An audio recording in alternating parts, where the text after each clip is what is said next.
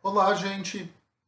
Hoje a nossa conversa aqui é sobre um tema muito quente: o fascismo e sua atualidade. Então a gente vai ver aqui, chegar numa ideia, num tipo ideal de fascismo, num conceito de fascismo, entender essa experiência clássica dos fascismos, do entre guerras, e depois pensar na atualidade do fascismo. Esse tema vem sendo muito debatido, algumas pessoas classificando governos atuais como neofascistas, outros negando tal classificação e propondo alternativas conceituais como neopopulista ou populismo de direita, neoliberalismo totalitário, enfim, variações, né? De todo modo, as experiências atuais, as clássicas, elas têm um denominador comum no que a gente pode classificar aqui como anti-iluminismo. A gente estudou antes socialismo, liberalismo, iluminismo, e aqui a gente está falando então da conjugação de uma ideologia muito cinzenta que vai pegar diferentes influências, mas vai ter um elemento muito forte no anti-iluminismo, na negação dos valores centrais do iluminismo, como a gente vai ver aqui. Por quê?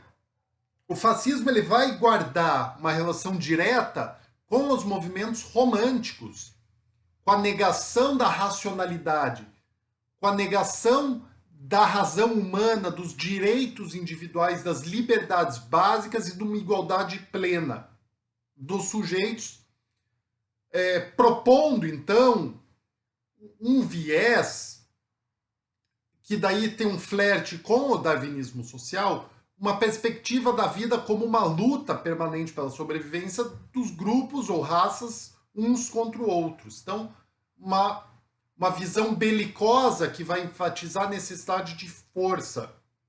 Não o tempo todo, o fascismo vai se colocar contra a ciência, tanto é que vai ter um investimento na indústria armamentista, no desenvolvimento dos setores essenciais para a potencializar a força nacional.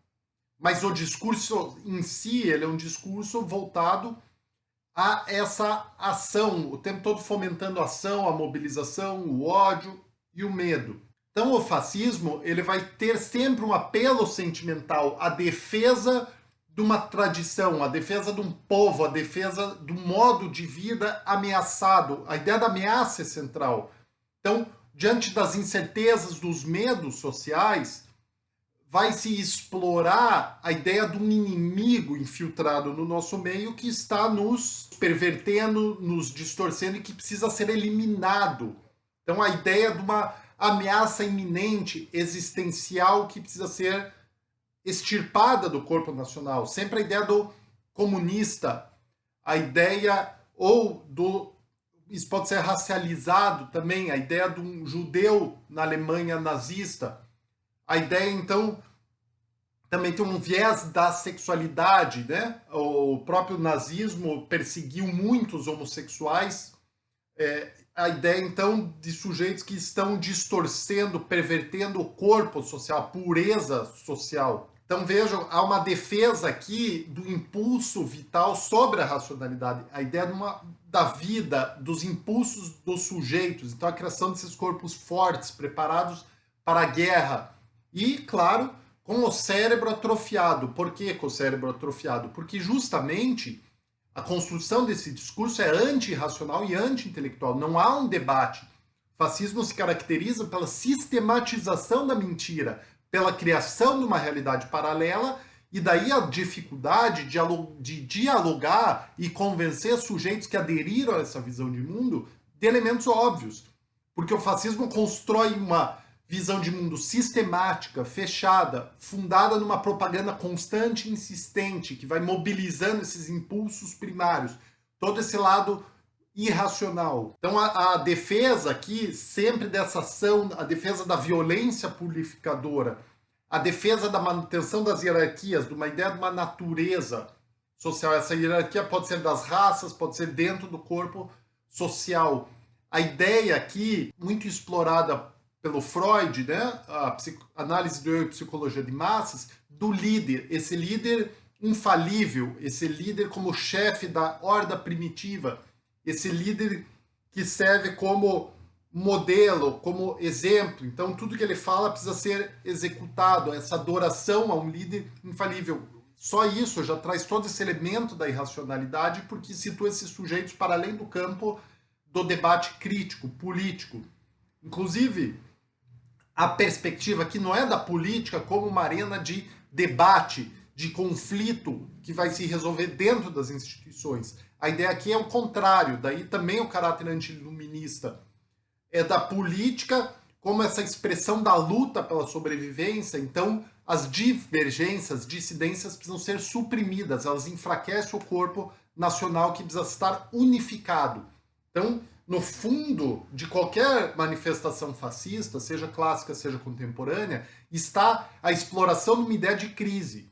Não raro, os próprios grupos, sujeitos fascistas, promovem a instabilidade institucional, promovem essa sensação generalizada de uma crise para o qual eles apresentam respostas extra-legais, porque como é uma situação de defesa iminente de uma ameaça existencial, então isso acaba por justificar medidas excepcionais de supressão da democracia.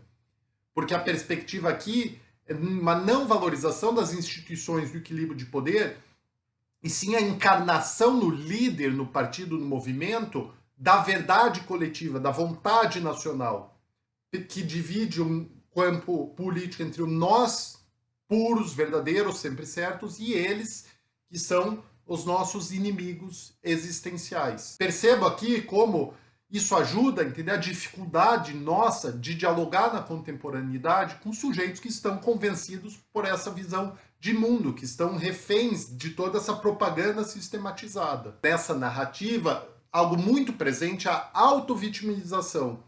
Como essa visão de mundo, essa propaganda, vai representar o nós como uma vítima desses inimigos internos ou externos que estão pelos subterrâneos minando, comprometendo a tradição, nosso modo de vida, o nosso sangue, nossa pureza social.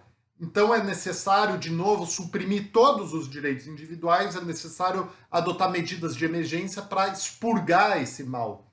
Então, essa defesa de um impulso regenerador contra essa decadência. Daí, claro, toda a arquitetura protetiva dos direitos individuais, civis e políticos que a gente já viu, de origem liberal, vai ser comprometida. Daí a formação típica dos estados fascistas, quando esses grupos chegam no governo, a supressão do Estado de Direito, da nossa defesa como cidadãos em relação à violência do Estado. Há uma colagem entre Estado e esse ideal do partido que vai, então, praticar uma violência legitimada. Seja declarando estado de emergência, de sítio, com base nessa propaganda, então, para eliminar o perigo interno ou o externo, ou seja, criando grupos paraestatais de violência, para execução, então, de todo esse processo de purificação social, uma engenharia social, né? Como uma jardinagem, de extrair as ervas daninhas e deixar as ervas boas, né? Nessa perspectiva eugenista. Então é central porque o fascismo, ele, ao mesmo tempo, ele é antiliberal e anticomunista. Antiliberal por quê? A dignidade da pessoa humana, o sujeito não é em si portador de direitos. O respaldo dos sujeitos por direitos, a proteção individual pelos direitos está condicionada à pertença nacional do sujeito. Por exemplo, os projetos, né, as políticas de desnacionalização, não só na Alemanha nazista, como em outras experiências. Então você retira o estatuto de vários grupos sociais de cidadão, de nacional, colocando esses cidadãos numa espécie de limbo jurídico, sem proteção do Estado. Então, tornando esses sujeitos uma vida nua, sujeitos passíveis de sofrer todo tipo de violência sem que isso culmine numa punição legal. Então você reduz os diferentes sujeitos vistos como outro a essa condição de nudez de direitos. associando a isso a ideia desse estado de exceção, das políticas de exceção adotadas para salvar uma ordem supostamente ameaçada. Aí a gente entende a barbárie fascista, a violência fascista, legitimada pelo Estado. Então, a formação desse Estado é um Estado autoritário ou totalitário, que vai concentrar os poderes no executivo, vai inchar o executivo, esvaziar o legislativo e o judiciário, tornando-os apêndices desse executivo. Então, a teoria da divisão dos poderes, para harmonizar e equilibrar os poderes e proteger os cidadãos perante o Estado, vai por água abaixo.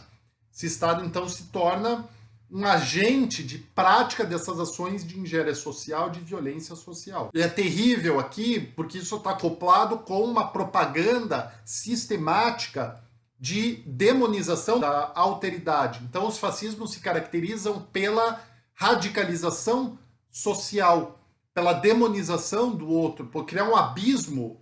Todo ato de violência é precedido pela desumanização. Primeiro você tira a qualidade do outro do igual para depois poder violar o seu corpo. Isso no fascismo clássico, isso nas manifestações contemporâneas, de sujeitos que se sentem tranquilos quando praticam a violência contra esses outros demonizados. Então vejam que a política aqui não tem, como eu já disse, essa lógica do ser um espaço, uma arena de conflito que se resolve nas instituições. A política é a expressão da força, da ação, da violência. Daí também as manifestações de massa e de ódio, essas demonstrações constantes de força, de poder, né? Aquelas tomadas aéreas do nazismo, ou as manifestações contemporâneas em defesa de determinadas lideranças. Então, em suma, aqui essa dimensão antiliberal se dá pela negação dos direitos civis e políticos, pela perspectiva de que essa institucionalidade do Estado liberal, ela enfraquece o corpo nacional. Porque o líder que deve encarnar a verdade, né? Então, ele deve estar acima de qualquer restrição para que ele, ao encarnar a vontade coletiva, nos leve a um lugar melhor. E por que anticomunista? Porque o fascismo, ele vai se colocar em linha de frente, ele vai ser o batalhão de choque contra os grupos comunistas. Há uma distorção clara da perspectiva da luta de classes. Então, os fascismos vão substituir a lógica da sociedade dividida em classes, do internacionalismo, portanto, pela defesa do nacionalismo, dessa luta de todos contra todos, dos grupos racializados, nacionalizados, contra os demais. Então, isso fundamenta a violência externa e interna nesses processos de depuração do corpo nacional. Então, não raro, isso está associado com genocídio, com limpeza étnica. O fascismo, então, ele vai servir também, vai receber apoio, muitos elementos da burguesia, como classe organizada, para justamente barrar ou suprimir os partidos comunistas. Vai haver uma conivência inicial na Alemanha, na Itália, em relação aos grupos fascistas. Alguns intelectuais, né, ultraliberais também vão fazer essa defesa que, em último caso, é necessário apoiar o fascismo porque ele é um escudo contra o comunismo. Caso do Ludwig von Mises e outros. Ao mesmo tempo, o fascismo ele emula algumas práticas sociais associadas à esquerda, como a organização e mobilização dos trabalhadores. Então, você tem um discurso revolucionário de necessidade de supressão da ordem para a constituição de uma sociedade mais justa.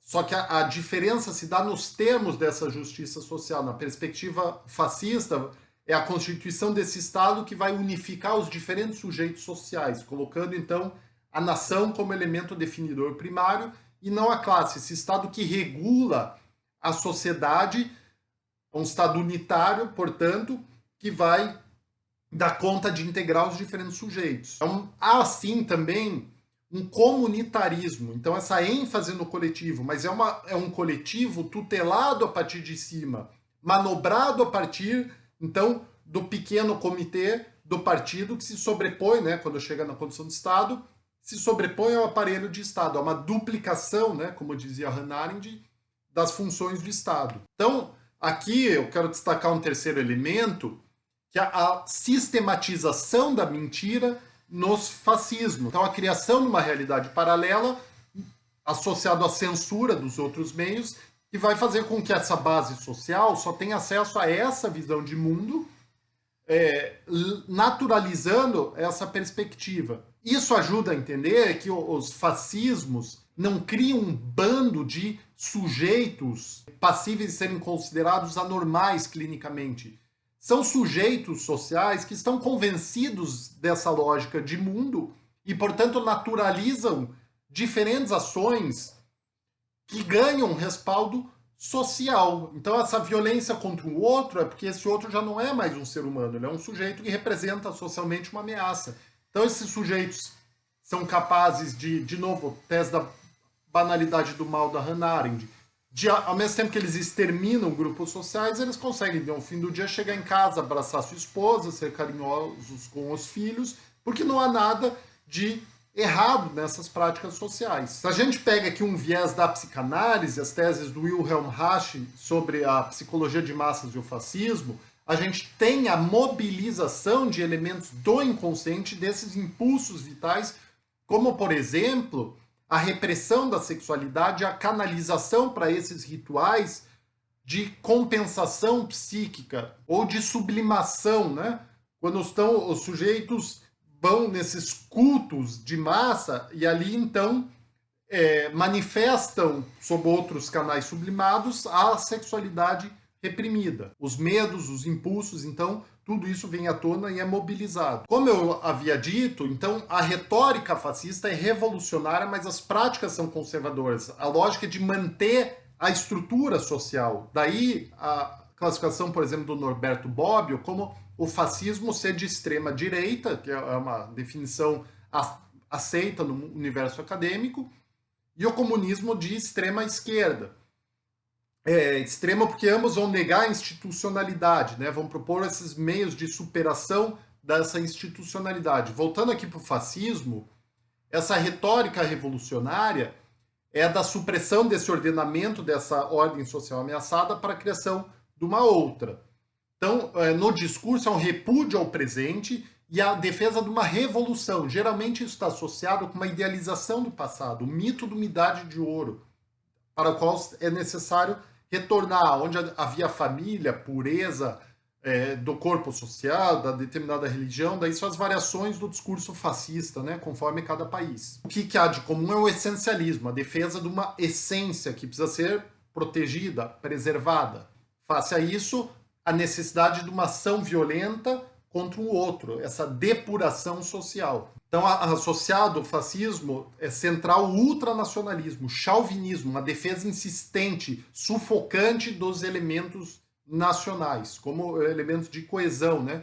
Aí o Reich também vai associar com a própria estrutura da família, com os complexos de Édipo, entre outros. Então, os casos clássicos do fascismo, eles surgem num contexto de crise generalizada e, contemporaneamente, também é uma exploração tanto da crise econômica quanto da criação de outras crises. Por exemplo, o hiperdimensionamento da situação dos refugiados, criando uma crise social em torno disso.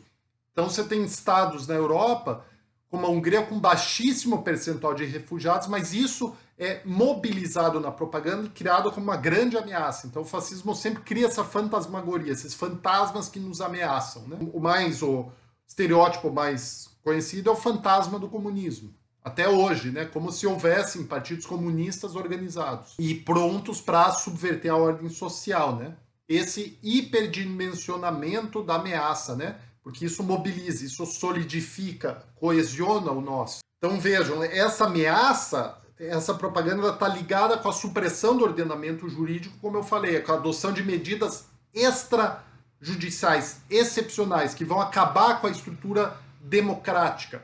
A ideia, o discurso é de uma democracia de base popular ou racial, mas em verdade se trata aqui da supressão do ordenamento do Estado liberal por um Estado autoritário totalitário. Totalitário porque ocupa todos os espaços sociais, vai incidir na escola, na religião, nos sindicatos, e autoritário porque concentrar o poder no executivo e acabar com o equilíbrio, com a defesa dos direitos civis e políticos, vai extinguir esse ordenamento.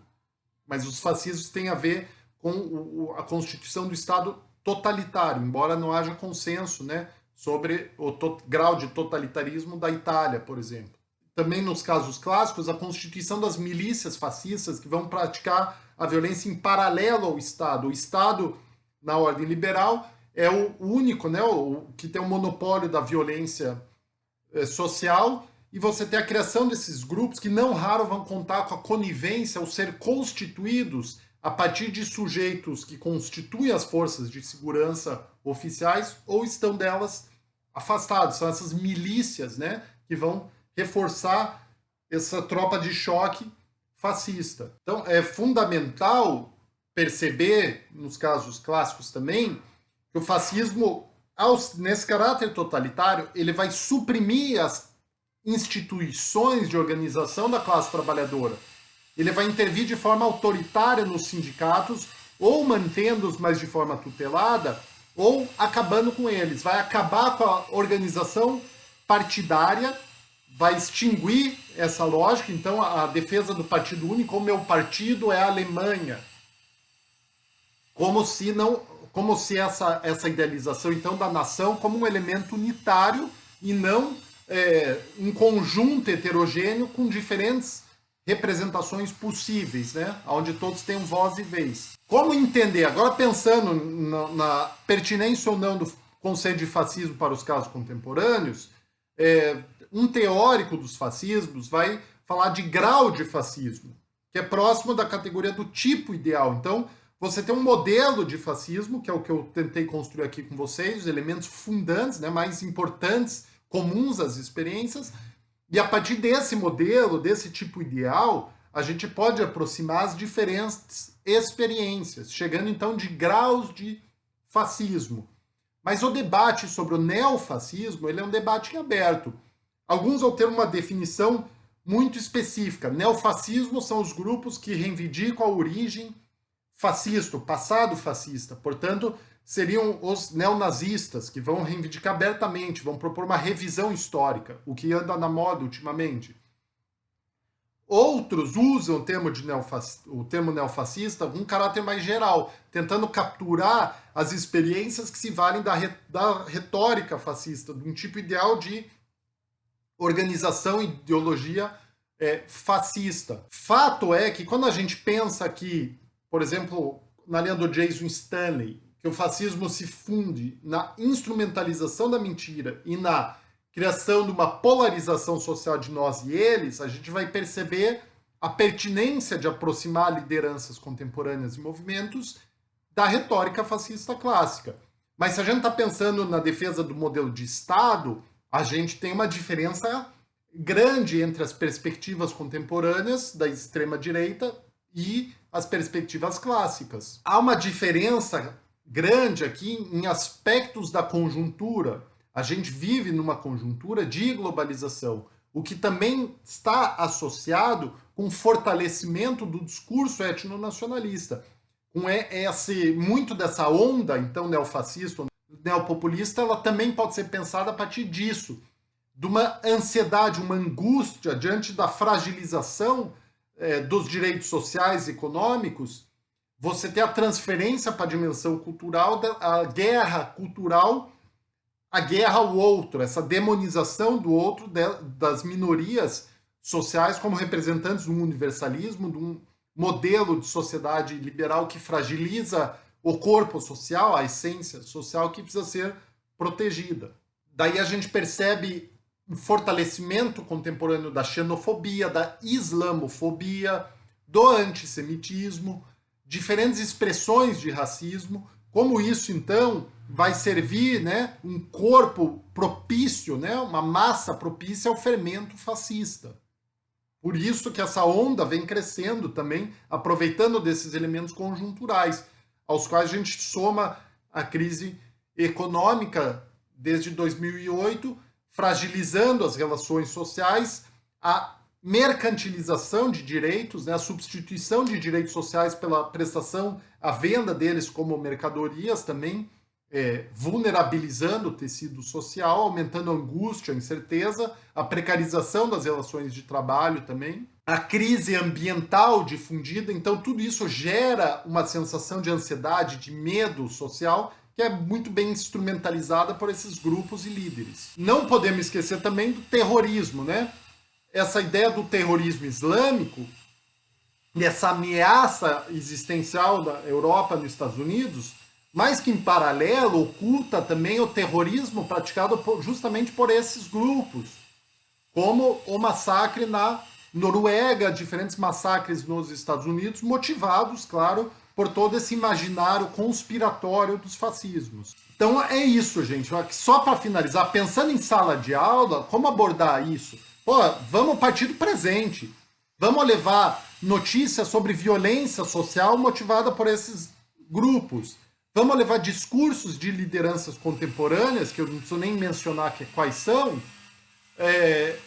defendendo o ódio, defendendo a morte dos opositores, a limpeza social, fazendo discursos conspiratórios, auto-vitimizadores, ou perguntando, levantando um debate sobre como anda o debate político. As pessoas têm debatido ideias, têm se respeitado ou têm se atacado?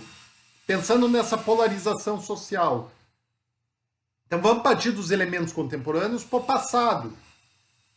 Ou fazendo paralelos, pegando trechos de discursos fascistas, tirando autoria, lendo em sala de aula e pedindo para os alunos quem será que fez esse discurso? Vocês já ouviram algo parecido? Quem fala isso?